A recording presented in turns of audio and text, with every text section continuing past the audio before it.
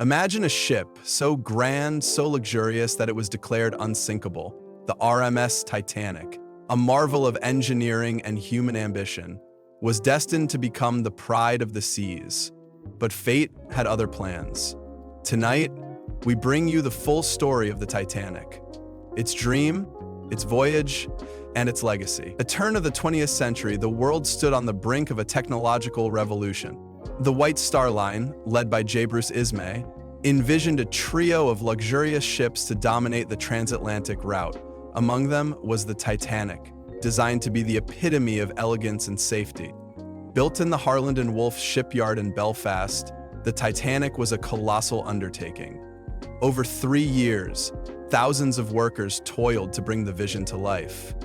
She measured 882 feet long, with 9 decks, and the capacity to carry over 3,300 passengers and crew. Her interior rivaled the finest hotels of the day, featuring grand dining rooms, a sweeping staircase, and state-of-the-art amenities like electric elevators and a heated swimming pool. But it wasn't just her beauty that captivated the world, it was her promise of safety.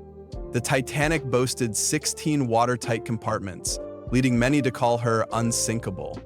But as we'll see, even the most innovative designs can fall to the forces of nature. The maiden voyage of the Titanic was a spectacle. On April 10, 1912, she set sail from Southampton, England, bound for New York City. The docks buzzed with excitement as passengers boarded, their dreams intertwined with the journey ahead. Among the 2,200 people on board were some of the wealthiest and most influential figures of the time, including John Jacob Astor IV, Benjamin Guggenheim, and Margaret Molly Brown. But the Titanic also carried hundreds of immigrants, hopeful souls seeking a new life in America. The ship made stops in Cherbourg, France, and Queenstown, Ireland before venturing into the vast Atlantic. The passengers marveled at the ship's grandeur, dining on gourmet meals and enjoying music in opulent lounges. Yet beneath the surface, the crew was vigilant, navigating treacherous icy waters, whose impulses served seaworthy. As the Titanic steamed ahead, the North Atlantic presented its first signs of danger. Iceberg warnings arrived from nearby ships, but the messages were not treated with the urgency they demanded. Captain Edward Smith, a veteran mariner nearing retirement, maintained the ship's speed, confident in the Titanic's ability to handle the icy conditions. When I got off the ship, the wireless operators Jack Phillips and Harold Bride were inundated with messages from passengers eager to communicate with loved ones on shore. Amid the clamor, crucial iceberg warnings were delayed or overlooked. The atmosphere aboard remained one of leisure as passengers enjoyed the comforts of the ship. It was a clear, starlit night on April 14, 1912. The Titanic glided through calm waters, her passengers asleep or enjoying late-night gatherings. At 11:40 p.m., Frederick Fleet, a lookout in the crow's nest, spotted a looming iceberg. He rang the warning bell and alerted the bridge. First Officer William Murdoch ordered a hard turn to port and reversed the engines, but the massive ship could not avoid the iceberg. The collision was not a head-on crash, but a glancing blow that ripped open the starboard side. Water poured into 5 of the ship's watertight compartments, sealing her fate. The impact of the collision sent shockwaves through the ship. Passengers awoke to confusion and fear as crew members assessed the damage.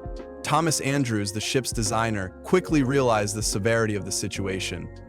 The Titanic was sinking, and there were not enough lifeboats for everyone on board. In the chaos, acts of heroism emerged. The band played music to calm the passengers, while officers and crew worked tirelessly to launch lifeboats. Women and children were given priority, though the evacuation was disorganized. Lifeboats left half full as fear and disbelief gripped those aboard. Captain Smith, facing the unthinkable, chose to go down with his ship. Thomas Andrews was last seen aiding passengers, a testament to his dedication. As the night wore on, the Titanic's bow sank deeper into the icy waters. At 2:20 a.m., she broke apart, her stern rising into the air before disappearing beneath the waves. Over 1,500 lives were lost, their final moments marked by freezing temperatures and utter despair. For the 700 survivors in the lifeboats, the silence that followed was deafening. The RMS Carpathia arrived hours later, braving icy waters to rescue the survivors. They were brought to New York, where the world awaited, gripped by the enormity of the tragedy. The sinking of the Titanic led to public outcry and a wave of reforms, including stricter safety regulations and the formation of the International Ice Patrol. Yet for those who survived, the memories of that night remained vivid and haunting, shaping their lives forever. For decades, the Titanic lay hidden beneath the ocean, a relic of a bygone era. In 1985, Dr. Robert Ballard and his team discovered the wreck, offering a glimpse into the past. The Titanic's story has since inspired countless books, films, and exhibitions, capturing the imagination of generations. The Titanic remains a symbol of human ambition and fragility, a story of triumph and tragedy that continues to resonate. It serves as a reminder of the lessons learned and the lives lost on that fateful night. Thank you for joining us on this journey through history. The story of the Titanic is more than a tale of a ship. It's a reflection of humanity itself. Don't forget to like, comment, and subscribe for more stories that shaped our world.